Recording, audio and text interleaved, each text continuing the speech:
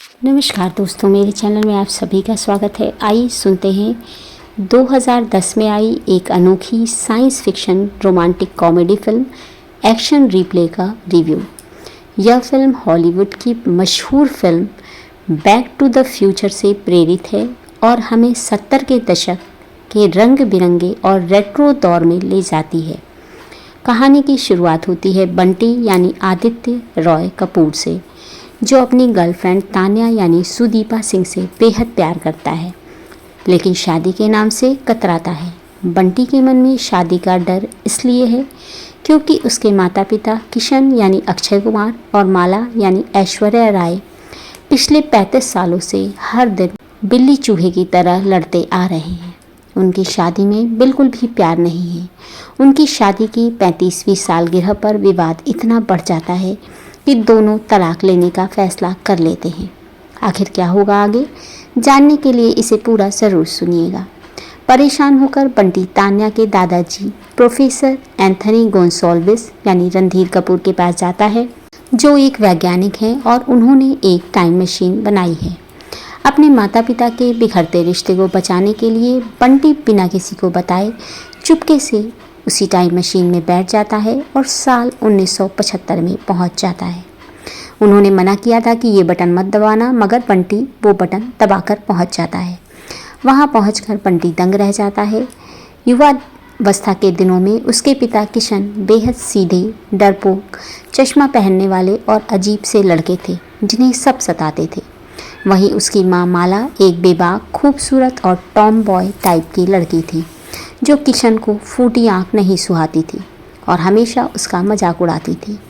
माला का एक दोस्त था कुंदन यानी रणविजय सिंह, जो माला से शादी करना चाहता था और किशन को धमकाता रहता था। आगे मूवी में क्या होगा, जानने के लिए इसे पूरा ज़रूर सुनिएगा। बंटी अपने पिता किशन का मेकओवर करने की ठान लेता है और वह किशन को कूल डूड बनाता है, उसे अच्छे कपड़े पहनवाता है, बात करने का सलीका सिखाता है और आत्मविश्वास कैसे आएगा वो सिखाता है। इस काम में माला की सहेली नेहा धूपिया उसकी मदद करती हैं और मन ही मन बंटी को पसंद भी करने लगती हैं। आखिर बंटी की तरकीबें काम आती हैं और धीरे धीरे माला का झुकाव किशन की तरफ होने लगता है। जब माला को किशन से प्यार का एहसास होता है तो वह कुंदन को ठुकरा देती है, लेकिन कहानी में ट्विस्ट तब आता है जब दोनों के माता पिता किशन के सख्त खिलाफ हो जाते हैं। जो किशन का डिसीज़न है उसके वो लोग खिलाफ हो जाते हैं, यानी किशन के जो पिताजी हैं वो राय बहादुर ओमपुरी हैं और माला की तेज तर्रार माँ भोली देवी यानी किरण खेर इस रिश्ते के सख्त खिलाफ हो जाते हैं। किशन और माला बंटी की मदद से घर से भागने का फैसला करते हैं। कुंदन राय बहादुर और भोली देवी को साथ में लेकर उनके पीछे लग जाता है और पूरी फिल्म का सबसे मज़ेदार और ड्रामा से भरपूर सीन यानी पीछा करने वाला ये जो सीक्वेंस है वो शुरू हो जाता है। क्लाइमेक्स की आखिरी पलों में जब कुंदन किशन को नीचा दिखाने और माला को ज़बरदस्ती ले जाने की कोशिश करता है तो सालों से डरपोक रहा किशन आखिरकार अपना डर छोड़कर वह डटकर खड़ा हो जाता है और कुंदन को एक जोरदार थप्पड़ रिसीव करता है। किशन का यह बदला हुआ रूप देखकर दोनों के माता पिता हैरत में पड़ जाते हैं और दंग रह जाते हैं। उनकी हिम्मत की दाद देते हुए दोनों के प्यार को वे लोग स्वीकार कर लेते हैं और इसके बाद कहानी में बंटी जो है उन्हें बताता है कि वह भविष्य में कोई उसका इंतज़ार कर रहा है। यह बात वो नेहा को बताता है, नेहा धूपिया को। काम पूरा होने के बाद बंटी वापस अपनी टाइम मशीन से साल 2010 यानी भविष्य में लौट आता है। लौटकर वह देखता है कि किशन और माला अब बूढ़े तो हो गए हैं, लेकिन एक दूसरे से बेपनाह मोहब्बत करते हैं।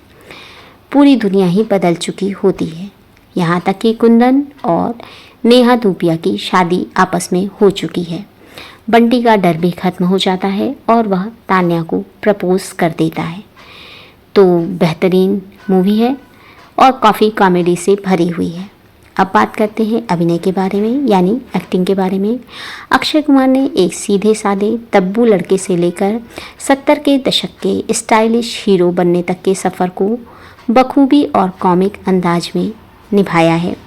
ऐश्वर्या राय ने अपने रेट्रो लुक में बेहद वे खूबसूरत लगी हैं और उनकी चुलबुली एक्टिंग दर्शकों को पसंद आई है। आदित्य राय कपूर ने सूत्रधार के रूप में अच्छा काम किया है।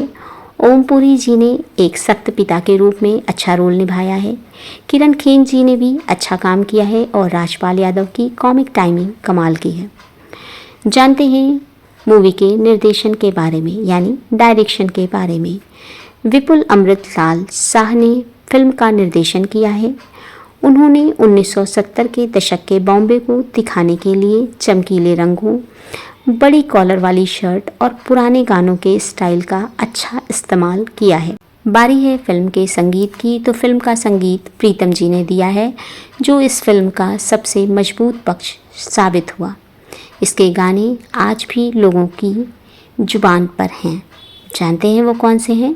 जोर का झटका हाय जोरों से लगा। दलेर मेहंदी जी की आवाज़ में यह गाना शादी के डर को मजाकिया अंदाज में बयान करता है और सुपरहिट रहा।